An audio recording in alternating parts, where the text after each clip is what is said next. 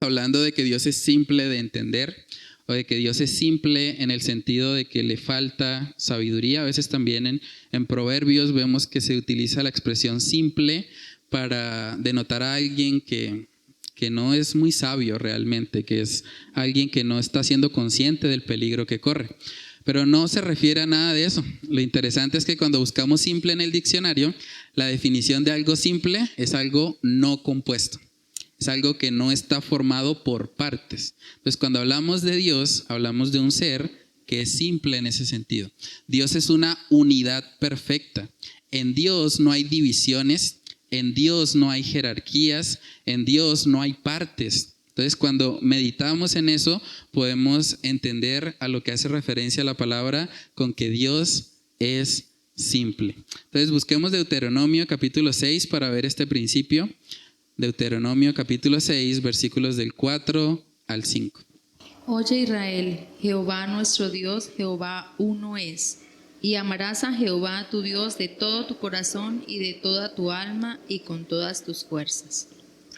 Amén. Vamos a orar para pedir la dirección del Señor. Padre, te damos muchas gracias por este tiempo, gracias por tu palabra que nos enseña tanto, Señor, acerca de tu carácter, acerca de tu naturaleza, acerca de tus atributos. Padre, que hoy podamos ser asombrados al contemplar de que tú eres un Dios simple. Tú eres un Dios que no está formado por partes, no hay divisiones en ti, no hay jerarquías, no hay competencia entre tus atributos.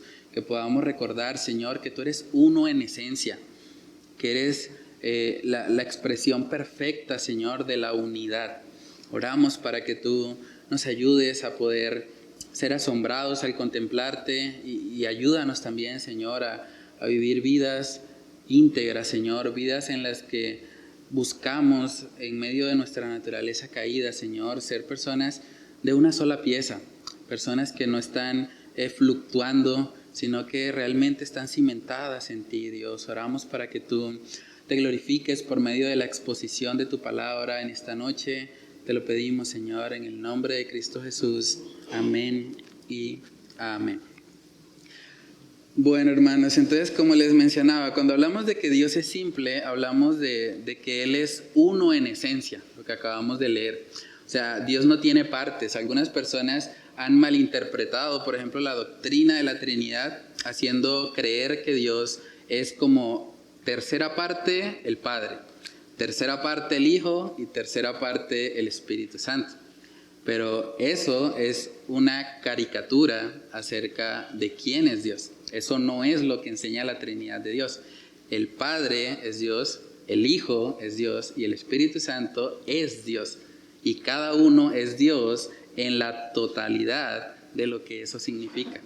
Entonces debemos tener muy claro eso para que no busquemos ver a Dios como si Él estuviese dividido en sí mismo. Como que muchas personas de pronto pueden pensar, bueno, pues Dios, y pasa mucho hoy en día, de que la gente dice, bueno, para mí mi Dios es amor. Y yo no creo en un Dios vengativo. Y uno dice, pero es que la Biblia dice, mía es la venganza, yo pagaré, dice el Señor. O sea, Dios es un Dios también de venganza. Y eso no anula el hecho de que Dios es amor. O hay gente que de pronto exalta la santidad de Dios y dice, bueno, pues mi Dios es un Dios santo.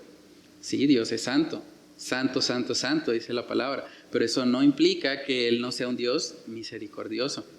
Que Él no sea un Dios que extiende de su gracia sobre gente que no lo merece. Entonces debemos tener mucho cuidado porque sobre todo cuando se estudia una serie como la que estamos haciendo nosotros acerca de los atributos de Dios, ya vamos en la clase 42, uno podría llegar a pensar, entonces Dios es como 42 partes, ¿no? O como que Dios tiene diferentes, o hay una competencia de pronto dentro de Dios en sus atributos. Pero no es a eso a lo que nos referimos cuando hablamos de los atributos de Dios, porque como bien dice el texto, Jehová nuestro Dios, Jehová uno es.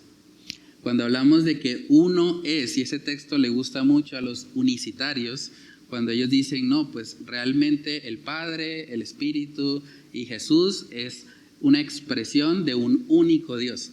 Pero ellos tratan de ver a Dios como si Dios fuese una unidad matemática. Realmente Dios no es una unidad matemática. Dentro de Dios hay una pluralidad, lo vemos desde el principio en el libro de Génesis. El Señor dijo, hagamos al hombre a nuestra semejanza. Dentro de Dios hay una pluralidad, por eso no niega el hecho de que Él es un Dios único, un Dios que posee unidad perfecta. Entonces, coloqué ahí en la parte de reflexión, ¿por qué algunas personas tienden a enfatizar más algunos de los atributos de Dios y a menoscabar o desestimar algunos otros? ¿Han visto eso? De pronto personas que dicen, para mí, mi Dios es un Dios de amor. Dice, pero es que la Biblia también dice que Dios es santo. La Biblia dice que Dios es justo. La Biblia dice que Dios es soberano. Pero como que mucha gente, sobre todo en este contexto en el que vivimos, de pronto se ha casado simplemente con la idea, Dios es un Dios de amor. Y es cierto, no podemos negar eso, Dios es amor, pero no es lo único que es. O sea, realmente Dios, como parte de sus atributos, también nos ha mostrado otras áreas de su ser. Pero ¿por qué sucede eso? Porque algunos dicen, bueno, yo solamente creo en un Dios de amor y rechazan otros. O sea, ¿qué está pasando en la mente del que piensa eso? ¿Alguien quiere compartir algo? Yo creería, pastor, que es como hacer algo de que le conviene al ser humano, ¿no? O sea, lo que más nos conviene siempre, por lo general, el ser humano opta por eso. Entonces, le conviene más que Dios sea un Dios de amor, más no un Dios de justicia. Es como que dentro de la mente de esas personas, ellos piensan, bueno, yo solamente veo a Dios como por partes, y desde mi perspectiva, Dios es como un 90% amor, y por ahí un 10% lo de la santidad y lo de la justicia. O sea, en su mente ellos han dividido a Dios y han colocado el amor de Dios como el atributo superior a todos los demás. Pero eso va en contra a lo que acabamos de leer. Porque si nuestro Dios uno es, pues dentro de Él no puede haber jerarquías, no hay un atributo que sea más atributo que otro, sino que todos forman parte de quién es Dios. Decía alguien que en últimas el único atributo de Dios es su deidad. Dios es Dios. Y como Dios es Dios, Dios nos muestra mucho de cómo se ve, digamos, sus atributos, pero cada uno de ellos apunta en realidad a su propia deidad. Hay una ilustración también que se utiliza mucho cuando se habla de que Dios es simple. ¿Ustedes han visto el experimento de la luz blanca a través de un prisma? La luz blanca a través de un prisma pasa y salen los diferentes colores, ¿cierto? Entonces, cuando hablamos de que Dios es simple, es como si Dios es esa luz blanca que pasa a través del prisma, o el prisma viene siendo su palabra, y a través de ella podemos ver que es un Dios amoroso, un Dios justo, un Dios santo, pero en últimas todo eso hace parte de una sola unidad, que es la esencia de Dios. Por eso dice el texto, Jehová nuestro Dios, Jehová uno es. Entonces, no hay competencia dentro de los atributos de Dios. No es que Dios sea más amor que justicia, o que Él sea más justo que misericordioso, no. Todos los atributos de Dios forman parte de la totalidad de quién es Él. Entonces preguntémonos, dice, ¿es coherente con la unidad de Dios decir que Él es más amor que justicia, o que es más santo que misericordioso? Si el mandato que acabamos de leer en Deuteronomio 6 es que debemos amar a Jehová nuestro Dios con todo nuestro corazón, toda nuestra alma y con todas nuestras fuerzas, ¿tiene sentido si Dios fuese compuesto, si Él estuviese hecho por partes? ¿Podríamos amar con todo nuestro ser a un ser que es compuesto? ¿Alguien? ¿No? ¿Suena raro? Bueno, yo sé que es un atributo de pronto no tan sencillo, no tan simple como el nombre, pero la realidad es que si Dios es uno, y si nos manda a Dios a amarle con todo nuestro ser, Dios no puede haber división en Él. Porque entonces estaríamos amando más una parte de Dios que otra. Pero si Dios es uno, entonces podemos amarlo con todo nuestro ser, con todo lo que somos. Entonces debemos tener mucho cuidado en hacer competencias entre los atributos de Dios. porque todos tenemos, digamos, a veces preferencias cuando estudiamos los atributos de Dios, y hay gente que de pronto puede caer en la trampa de sobreexaltar algún atributo por encima de otros. Es que mi Dios es más santo que misericordioso, o es que mi Dios es amor y no tanto eso de justicia o de fuego consumidor o un Dios de venganza. No, eso no. Pero si hacemos eso, estamos haciendo una división dentro de Dios, a veces sin ser conscientes de eso. Pero si Dios es uno, si hablamos de la unidad, y hay una diferencia entre la unidad y la unicidad de Dios, algunos dicen que hay una unicidad en Dios, y esos son los que llaman solo Jesús, y ellos dicen simplemente que Jesús es una expresión del Padre, que Jesús es una expresión del Hijo, y que Jesús es una expresión del Espíritu Santo, y tratan de hacer a Dios una unidad matemática, pero eso no es lo que vemos en la Escritura. De hecho, es interesante porque esa palabra Jehová uno es, que aparece en Deuteronomio 6, es la misma palabra que aparece en Génesis 2 para referirse a la unión entre un esposo y una esposa. Por tanto, dejará el hombre a padre y madre y se unirá a su mujer, y los dos serán una, es la misma palabra en el original, una sola carne. El esposo y la esposa son dos personas, pero llegan a ser uno en el matrimonio. Entonces, cuando hablamos de la unidad de Dios, el Padre, el Hijo y el Espíritu Santo son tres personas diferentes que son un solo Dios. Entonces, no podemos hacer jerarquías. No es que el Padre sea más Dios que el Hijo, o que el Hijo sea superior al Espíritu Santo. No, las tres personas de la Trinidad forman parte de esa unidad que hay en Dios. Por eso dice Jehová nuestro Dios, Jehová uno es. Con lo que ahí realmente podríamos cumplir con el mandamiento de amar a Dios con todo nuestro ser si Él fuese un ser compuesto. Bueno, ya respondí esa pregunta.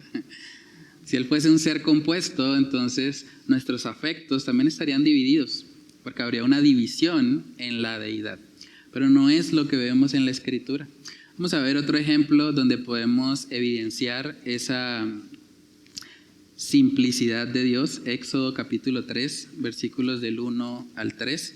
Éxodo capítulo 3, este es el pasaje previo a la revelación que Dios hace acerca de sí mismo como el gran yo soy. Éxodo 3 del 1 al 3, vamos a ver algo muy particular acerca de ese pasaje. Si alguien lo tiene, lo puede leer. Apacentando Moisés las ovejas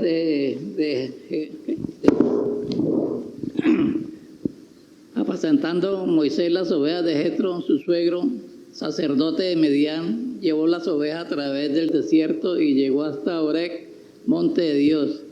Ahí se le apareció el ángel de Jehová en una llama de fuego en medio de una zarza. Y él miró y vio que la zarza ardía en fuego y la zarza no se consumía. Entonces Moisés dijo: iré yo ahora y veré esta grande visión, ¿por qué causa la zarza no se quema? Amén. Es interesante, ¿no? Esta es la experiencia previa que tuvo Moisés antes de que Dios se le revelara como el gran yo soy. ¿Qué se requiere para producir fuego? Para que exista el fuego debe haber un material combustible, oxígeno y una fuente de calor, ¿sí? O una chispa. Ahora, lo interesante en este caso es que lo que estaba funcionando como leña en este contexto pues era la zarza, ¿no? Pero la zarza no se consumía. O sea, el fuego que estaba viendo Moisés no era un fuego resultado de la combustión, ¿sí?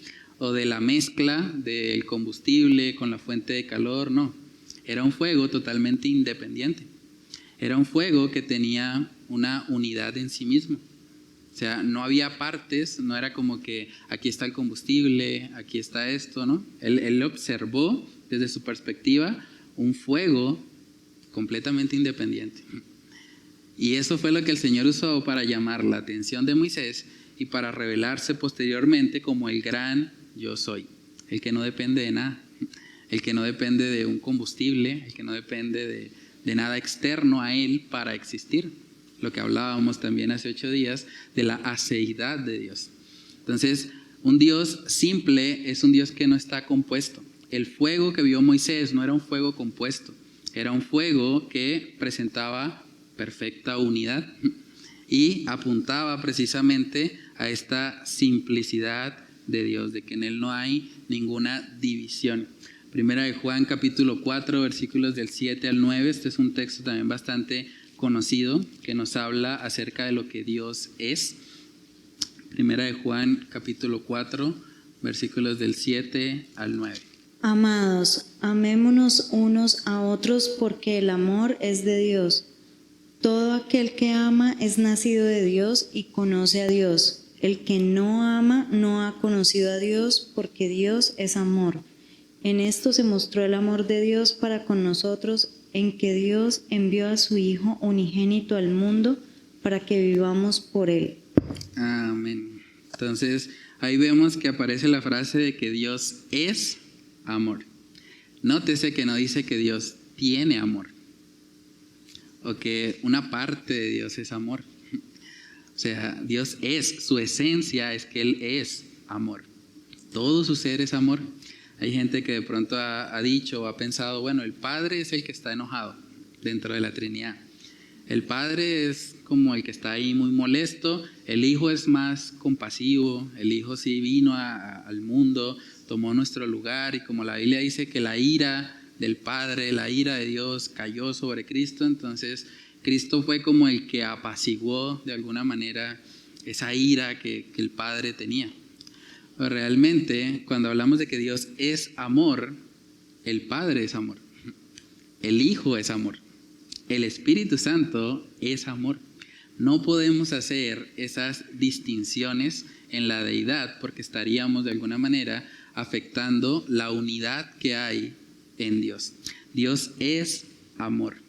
Dios en todos sus atributos evidencia el amor. Cuando hablamos de la justicia de Dios, es una justicia amorosa. Cuando hablamos de la misericordia de Dios, es una misericordia amorosa. Cuando hablamos de la soberanía de Dios, es una soberanía amorosa. Todos sus atributos convergen en una unidad perfecta. No podemos de alguna manera tratar de dividir a Dios.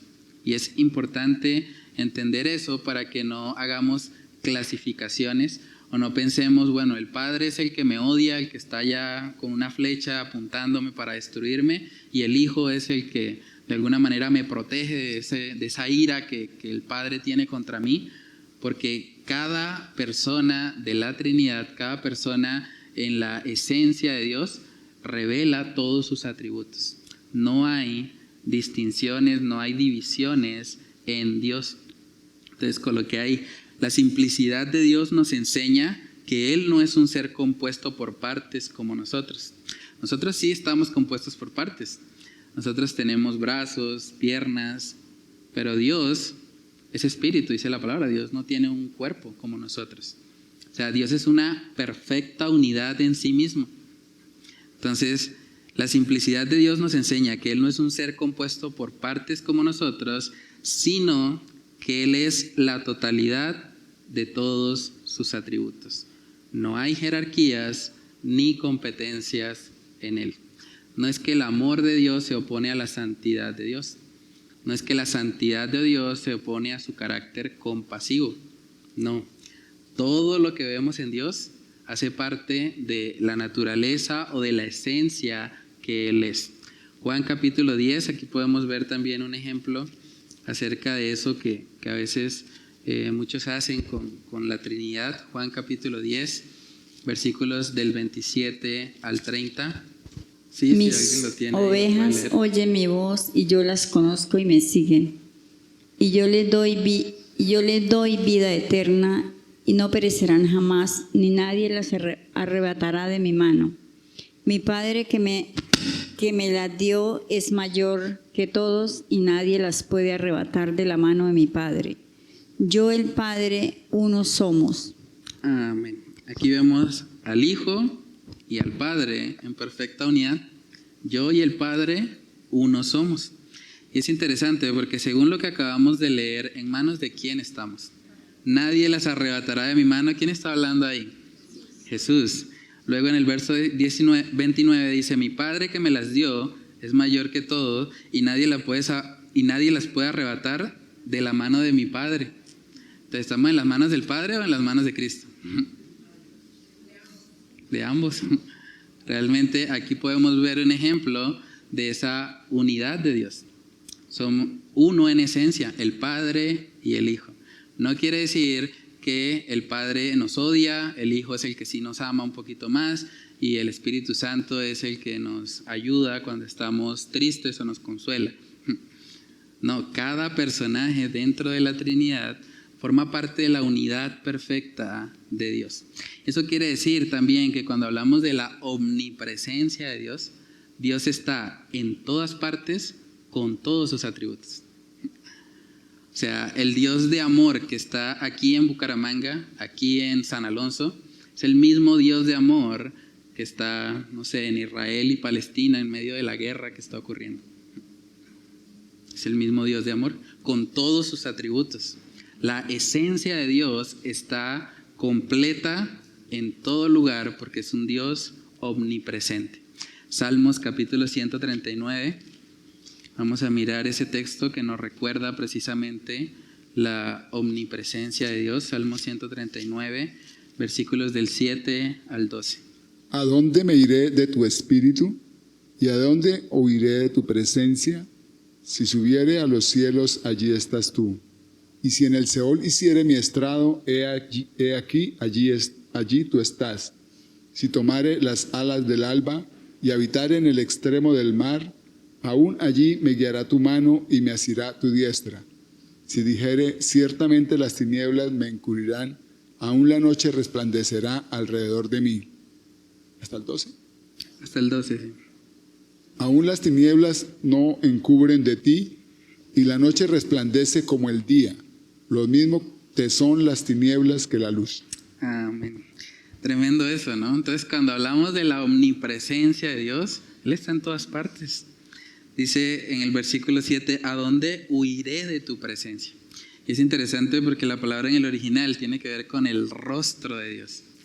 O sea, es como si nos estuviera tratando de decir el salmista, ¿a dónde me ocultaré de tu cara? De la cara de Dios.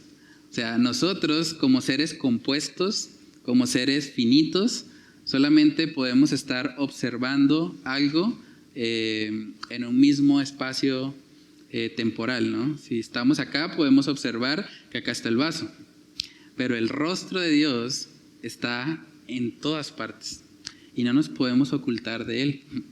Ahora, cuando meditamos en eso, eso también debería motivar a que vivamos vidas de santidad, porque estamos siendo observados por Dios en todo tiempo, no solo en la iglesia, como que nos comportamos a veces bien dentro de la congregación porque pensamos, bueno, estoy en la casa de Dios, pero en últimas, de Jehová es la tierra y su plenitud.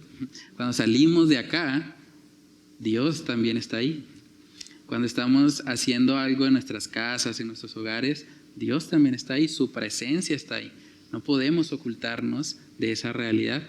Entonces, cuando meditamos en eso, eso debería motivarnos a buscar agradar al Señor en todo tiempo y en todo lugar, aún más allá de las 4 paredes de la congregación. Porque el llamado que Dios nos hace es adorarle en espíritu y en verdad. Entonces, coloqué ahí en la parte de aplica, la simplicidad de Dios debe llevarnos a tener cuidado de no crear en nuestras mentes un falso Dios que solo exhibe ciertos atributos, que son los que más nos gustan, mientras al mismo tiempo desechamos otros atributos que claramente el Dios verdadero nos ha revelado en su palabra. Hay que tener cuidado con eso y pasa en ambos extremos, ¿no? A veces hay personas que han dicho, bueno, mi Dios es un Dios de amor, es un Dios de misericordia, es un Dios compasivo, es un Dios benigno, como que se van solo a ese extremo, como también hay otros que simplemente hablan de la severidad de Dios. Es que mi Dios es fuego consumidor, es que mi Dios es santo, santo, santo, es que mi Dios de ninguna manera tendrá por inocente al culpable. Y ambas cosas son ciertas, Pero irnos a un solo extremo hace que distorsionemos al verdadero Dios. Entonces, si Dios es uno, como estamos estudiando, si Dios es simple, si no hay composición, no hay división en Él, pues no podemos simplemente escoger los atributos que más me gustan de Dios y hablar solo de ellos y menoscabar o poner a un lado aquellos otros atributos que tal vez no me agradan tanto, porque es parte de distorsionar a Dios. Cuando vemos la palabra, vemos un perfecto equilibrio o una perfecta armonía en todos los atributos de Dios. De hecho, dice en Romanos capítulo 11, vamos a ver, me gusta mucho ese texto porque combina dos atributos que a veces tendemos a pensar que son opuestos. Hay gente que piensa, bueno, si Dios es bueno, Dios no puede ser severo, Dios no puede ser exigente. O si Dios es severo, si Dios es exigente, entonces ese Dios no es bueno. Pero la Biblia nos muestra que hay bondad y severidad en Dios y que no debería haber ningún problema con eso, porque nuestro Dios, Jehová nuestro Dios, Jehová uno es. Romanos capítulo 11, versículos del 22 al 23. Mira pues la bondad y la severidad de Dios. Severidad para con los que cayeron, pero para ti bondad de Dios si permaneces en su bondad. De lo contrario, tú también serás cortado. Y también ellos, si no permanecen en su incredulidad, serán injertados, pues poderoso es Dios para injertarlos de nuevo. Amén. Entonces aquí vemos que el apóstol Pablo está diciendo, mira pues la bondad y la severidad de Dios. No está negando ninguno de los dos. Ambas cosas están en Dios. Dios es un Dios bondadoso. Dios es un Dios misericordioso, benigno, bueno, compasivo. Como también Dios es un Dios severo. Un Dios que es fuego consumidor. Un Dios que es santo, santo, santo. Y todos sus atributos convergen en la esencia divina. Él es uno. Él es Dios. Él es el creador de todo lo que existe. ¿Saben que un ejemplo también de alguien que se molestó precisamente porque Dios tenía ciertos atributos misericordiosos o ciertos atributos de bondad fue precisamente Jonás?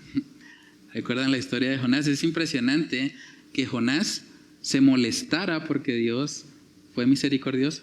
Pero la Biblia nos muestra ahí en Jonás, vamos a verlo, Jonás capítulo 4, que llegó a ser la causa de un enojo tan grande en Jonás que prefería morirse. O sea, él decía, no, Dios, si tú vas a ser un Dios compasivo, mejor mátame. ¿Para qué quiero vivir si tengo un Dios compasivo?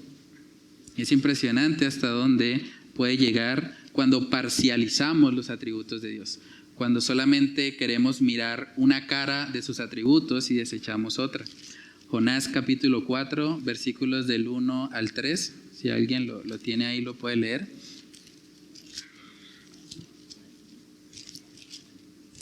Pero Jonás se apesadumbró en extremo y se enojó. Y oró a Jehová y dijo, ahora, oh Jehová, ¿no es esto lo que yo decía estando aún en mi tierra? Por eso me apresuré a huir a Tarsis, porque sabía yo que tú eres Dios clemente y piadoso, tardo en enojarte y de grande misericordia, y que te arrepientes del mal. Hasta el 3, sí. Ahora pues, oh Jehová, te ruego que me quites la vida, porque mejor me es la muerte que la vida. Tremendo eso, ¿no? ¿Hasta dónde llegó el enojo de Jonás? Él estaba molesto de que Dios hubiese perdonado a una nación impía como Nínive. Pero a pesar, o debemos tener cuidado más bien en caer en esa trampa. En pensar, bueno, pues yo simplemente quiero ciertos atributos de Dios y los otros que no me gustan tanto, esos los rechazo, de esos no hablo, me enojo hasta cuando veo que Dios es compasivo y misericordioso. Hay personas que pueden llegar a ese extremo. Entonces, lo que vemos realmente en Jonás fue alguien que se ofendió tremendamente, que se enojó al punto de querer perder la vida. Señor, quítame la vida. Si tú vas a estar extendiendo misericordia, yo mejor me muero. O sea, y es impresionante. Y Jonás, evidentemente, era un cristiano. ¿Cómo sabemos eso? Porque Jonás escribió el libro de Jonás. O sea, la evidencia del arrepentimiento de Jonás es esta carta. Él escribió sin omitir nada sus propios pecados. Y eso es una evidencia de arrepentimiento. Porque una persona no arrepentida hubiese maquillado un poco esto, ¿no? Yo cómo voy a decir que yo fui así de malo, ¿no? Pero no, Jonás mostró en su carta lo que él era, a dónde llegó su enojo. O sea, parte de la evidencia que tenemos de que Jonás se arrepintió fue esa. También hay otros textos donde el Señor menciona, también el Señor Jesucristo, a Jonás, pero yo creo que el testimonio más fuerte que tenemos de su conversión fue esta carta. Porque una persona que genuinamente se ha arrepentido, pues sabe que no tiene que ocultar, no tiene que mostrar, aparentar algo que no es, sino que delante de Dios puede mostrar todas sus falencias porque sabe que ha sido perdonado en Cristo Jesús. Entonces coloqué ahí también en la parte de razona. Si Dios no está compuesto por partes, que es lo que estamos estudiando hoy, entonces nosotros, los cristianos, como sus hijos, deberíamos esforzarnos diligentemente por ser personas de una sola pieza, que no fluctuamos en nuestro carácter, sino que buscamos ser lo más coherente posible dentro de nuestra débil y compuesta naturaleza humana. Pregúntate, ¿te estás esforzando en el espíritu por ser íntegro? ¿Saben que la definición de ser íntegro es ser de una sola pieza? Lo que el Señor quiere de sus hijos es que nosotros podamos evidenciar, no perfectamente porque no somos Dios, no tenemos este atributo de la simplicidad de Dios, pero sí que nosotros podamos crecer en coherencia, en unidad entre lo que decimos y lo que hacemos. Porque no solamente la simplicidad se limita a un asunto físico, ¿sí? La simplicidad también tiene que ver con las cosas inmateriales. Cuando yo digo algo y realmente lo vivo. Cuando yo me comprometo a hacer algo y lo cumplo. O sea, un carácter íntegro es un carácter que evidencia precisamente que estamos cimentados en un Dios que no está compuesto por partes. ¿Saben que de las cosas que el Señor Jesús más criticó fue precisamente la hipocresía? O sea, lo que el Señor más condenó en su ministerio, sobre todo cuando hablaba con los líderes religiosos. Les llamaba hipócritas. Y la definición de un hipócrita es una persona que dice algo, pero realmente no lo vive. Dice algo, aparenta algo, pero en realidad es otra cosa. Y lo que el Señor quiere para nosotros como sus hijos no es que vivamos así, más bien es que seamos de una sola pieza, que no fluctuemos, que seamos personas que se caractericen en medio de su debilidad, en ser personas constantes en Él. Mateo capítulo 15, versículos del 7 al 9. Hipócritas, bien profetizó de vosotros Isaías cuando dijo: este pueblo de labios me honra, mas su corazón está lejos de mí, pues en vano me honran, enseñando como doctrinas mandamientos de hombres. Amén. Entonces, ¿cuál fue la razón por la cual el Señor Jesús condenó a estas personas o por las cuales les exhortó? Precisamente porque decían algo, de labios honraban a Dios, pero su corazón estaba lejos de Dios. O sea, hay una división ahí. Digo algo, pero mi corazón está lejos de lo que digo. Entonces, eso no es lo que el Señor quiere. Así como no hay divisiones en Él, así como Él es uno, Él quiere formar en nosotros un carácter íntegro, un carácter que se caracterice, valga la redundancia, por cumplir lo que decimos, por ser coherentes, por ser íntegros. Es interesante también que cuando la Biblia habla del fruto del Espíritu, habla en singular.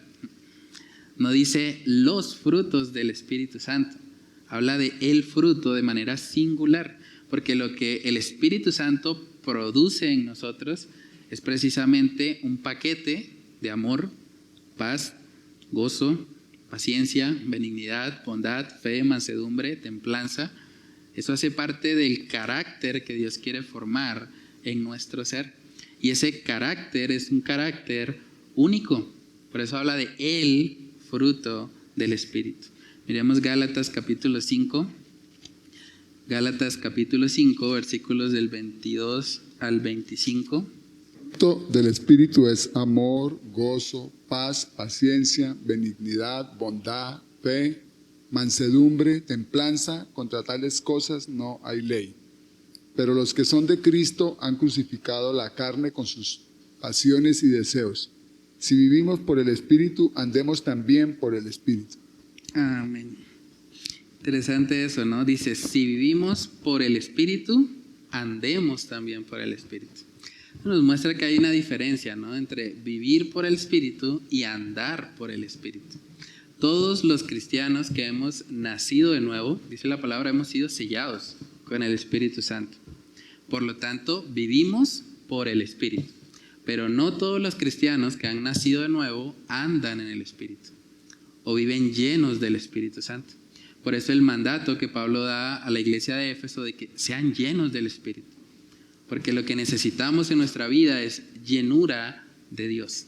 A través de la oración, a través del estudio de la palabra, a través de los cánticos, a través de predicar la palabra de Dios. Esos medios de gracia que el Señor nos ha dejado nos ayudan a llenarnos más y más de Él. Y así podemos menguar a nuestra carne y podemos evidenciar el fruto del Espíritu. Ese fruto que es una totalidad también del carácter que Dios produce en nosotros. Entonces, hermanos, yo creo que algo que debemos orar al Señor y algo a lo que nos lleva este atributo de que Dios es simple, de que Dios es un ser no compuesto, que no está formado por partes, es que nosotros deberíamos también adorar al Señor, amarle a Él, como leímos en el texto base, con todo nuestro ser. Amar a Dios con toda nuestra alma, toda nuestra mente, todo nuestro corazón y todas nuestras fuerzas. Él debe ser el centro de nuestros afectos, el centro de nuestro amor.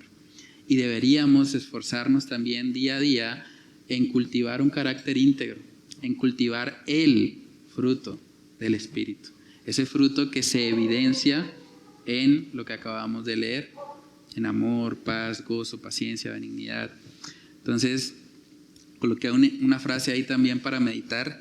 Dios no está hecho de componentes que podrías sumar y obtener como resultado a Dios. A veces podemos pensar eso. Él no es una ecuación matemática. Él es unidad perfecta. Todos los atributos de Dios convergen en que Él es Dios. En últimas, siendo técnicos, Dios no tiene atributos. Más bien, Dios es sus atributos. Dios no tiene amor, Dios es amor. Dios no tiene soberanía, Dios es soberano. Su esencia son sus atributos porque Él es un Dios simple que no está compuesto por partes. Entonces, en la parte de atrás coloqué algunas actividades de profundización. En el grupo del Faro les envié los videos. Hay una predicación del pastor Sugel Michelén que se llama Admiremos al Dios que es simple. Admiremos al Dios que es simple. Y otra que se llama La simplicidad de Dios, el Dios sin partes, del pastor Rubén Cabrera. Ellos hicieron hace un tiempo una serie acerca de los atributos de Dios. Entonces pueden ver ambos videos y escribir en el recuadro de abajo las principales enseñanzas y aplicaciones de los mismos. También les envié un artículo del Ministerio Coalición por el Evangelio que se llama La simplicidad de Dios, una doctrina crucial. Tal vez no hemos escuchado mucho acerca de que Dios es simple, pero es una doctrina crucial porque no tenemos varios dioses. No hay divisiones en Dios y debemos tener eso claro para no caer en idolatría. Entonces, el Ministerio Coalición por el Evangelio y medita en la importancia de no ver a Dios como una composición de partes, sino como un ser único en esencia. ¿Sí? Y tercero, coloqué cómo impacta tu vida devocional saber que Dios es un ser cuyos atributos no son diferentes partes de Él, sino que son expresiones de su única esencia divina. No es que los atributos de Dios sean sus diferentes partes, sino más bien todos los atributos hacen parte de la esencia divina. Y luego coloqué, estás viviendo tu vida cristiana de tal manera que buscas crecer en integridad, en coherencia y en cultivar el fruto completo del Espíritu Santo. Parte de lo que deberíamos esforzarnos día a día es en que el fruto completo del Espíritu sea una realidad en nuestras vidas y nuestros corazones. Pero para que el fruto se dé, Gálatas 5 mismo nos enseña, debemos andar en el Espíritu. Andando en el Espíritu, el resultado es el fruto del Espíritu. No es que persigamos el fruto en primer lugar. Hay gente que dice, bueno, yo quiero amor, yo quiero gozo, yo quiero paz, pero si yo quiero el fruto, estoy perdiendo a Dios. O sea, voy detrás de lo que Dios me puede dar y no de Dios mismo. Pero yo debo andar en el Espíritu, yo debo buscar a Dios, y en la medida en que Dios es el objeto de mi adoración, el resultado, el fruto de eso es lo que vemos acá. Y eso es importante, porque no perseguimos el fruto, perseguimos al dador del fruto, que es Dios. Entonces, bueno, no sé si hay alguna pregunta, algún comentario sobre este atributo de que Dios es simple o de que hay unidad perfecta en Dios. ¿No? ¿Está claro? Oh, está muy complicado.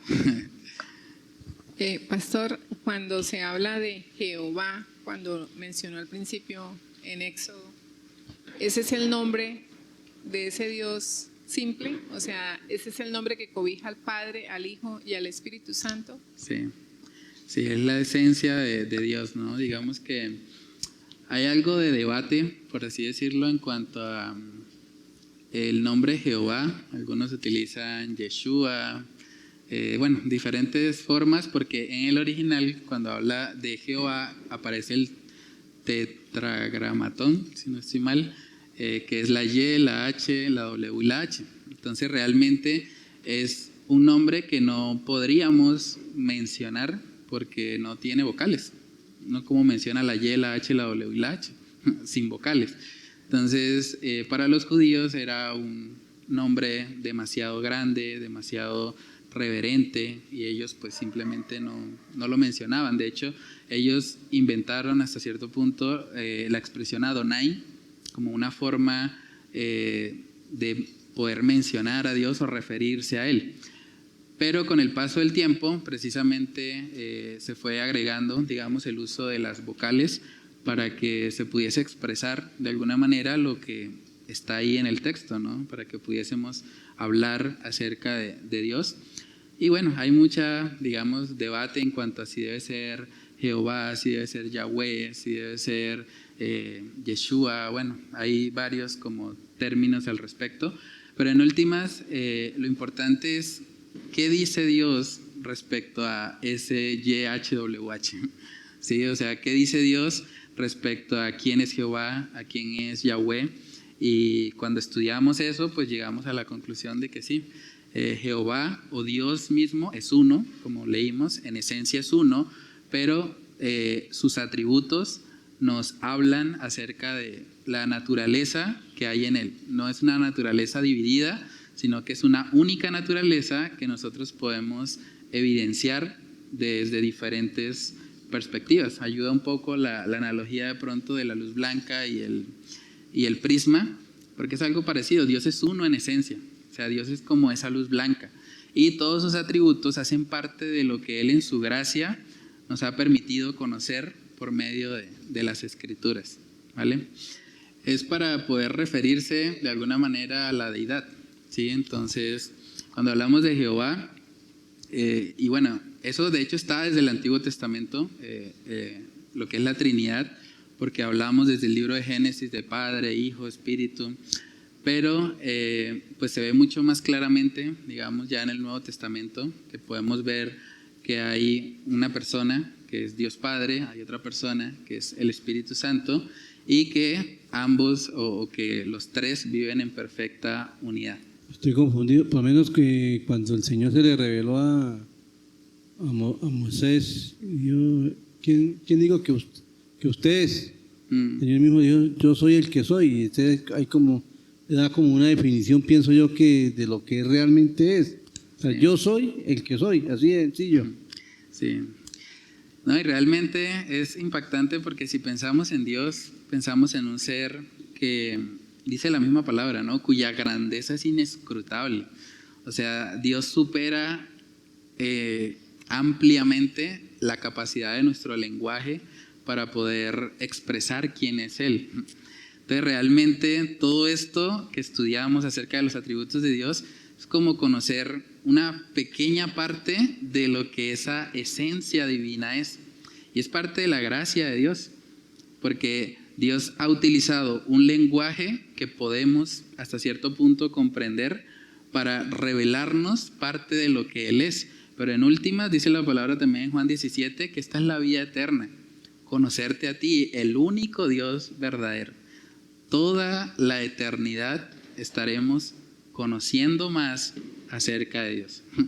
O sea, este tiempo que tenemos, estas 42 lecciones que pueden parecer muchas, realmente no son nada comparado con lo que será toda la eternidad conociendo esta esencia divina.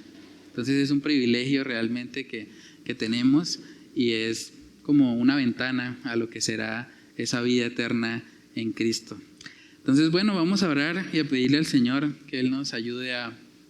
¿sí, hermana? Sí. A ver, pues yo estoy dándole vueltas a mi cabeza. Yo entiendo lo que es la deidad, que es único, entiendo lo que Dios es simple, y como usted lo manifiesta en la cuestión de la Trinidad, Padre, Hijo y Espíritu Santo, y fácil de entender como el ejemplo que coloca en matrimonio. Sí. Son dos personas distintas, pero es un único, ¿sí? O sea, pasa a ser una sola persona. Pero entonces me pregunto, si Dios dice, cuando Jesús estuvo y Él dijo, bueno, yo me iré, pero les dejo el Espíritu Santo y Él les revelará. Sí. Entonces pregunto, ¿cada uno tiene como su función? Sí, claro, hay roles, sí, eso sí. Digamos que Dios es el Padre, el Hijo pues es el que vino precisamente a morir en la cruz, el que murió por nosotros no fue el Padre, fue el Hijo. El Espíritu Santo pues es el Consolador, digamos que su tarea es consolarnos precisamente ante la partida de Cristo, por lo menos la partida terrenal. Y bueno, cada uno forma parte, de hecho también cuando vemos Efesios capítulo 1, vemos que el Padre es el que elige, somos elegidos en Cristo desde antes de la fundación del mundo. El Hijo es el que vino a redimirnos, el Hijo fue el que compró, eso significa la palabra redimir, compró nuestra salvación derramando su preciosa sangre, y el Espíritu Santo nos selló. El Espíritu Santo son las arras, ¿sí?, de la herencia que tendremos en el futuro cuando ya estemos completamente en la presencia de Dios. Entonces sí, cada uno tiene, digamos que sus roles, pero son roles que funcionan en perfecta unidad.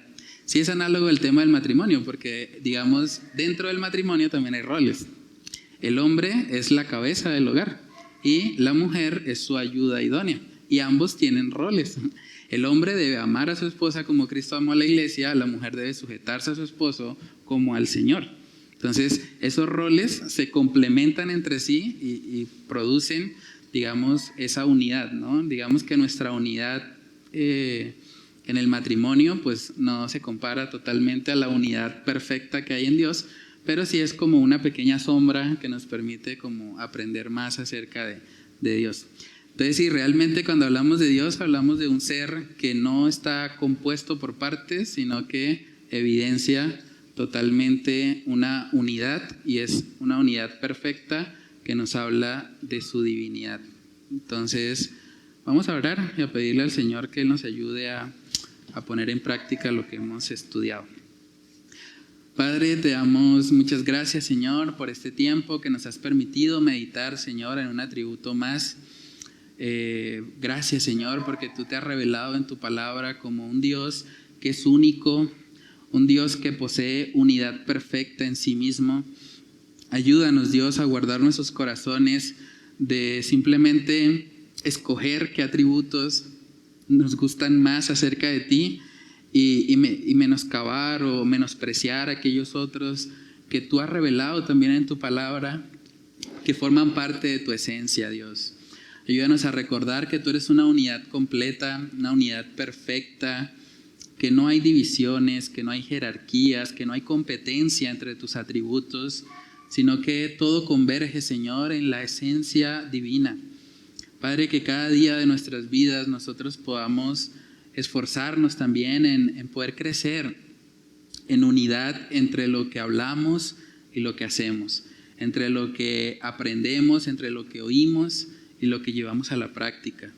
Padre, que tú seas obrando en nuestras vidas de tal manera que ese fruto del Espíritu Santo, ese fruto completo, pueda darse en nosotros, para que podamos ser imitadores de quien tú eres y para que podamos mostrar al mundo, Señor, que tú nos has transformado y que ahora vivimos para ti, Dios. Oramos para que tú nos ayudes a poder ser asombrados al pensar, Señor, en que eres un Dios simple. Tu esencia, Señor, es única y tu esencia está en todo lugar y en todo tiempo y no nos podemos ocultar de ella. Padre, que tú nos ayudes a poder crecer en adoración a ti, en un entendimiento, Señor, de que solo tú eres un Dios simple, un Dios que no está compuesto por partes, sino que evidencias totalmente, Señor, lo que es una perfecta unidad. Oramos para que tú nos ayudes también como hermanos en la fe, como creyentes, a crecer en unidad unos con otros, a poder poner la mirada en Cristo Jesús, Señor, y que podamos honrarte y adorarte siempre, Señor, en espíritu y en verdad. Padre, que solo tú, Señor, seas exaltado en nuestras vidas por medio de la aplicación de lo que hemos estudiado en esta noche. Te lo pedimos, Señor, en el nombre de Cristo Jesús. Amén y amén.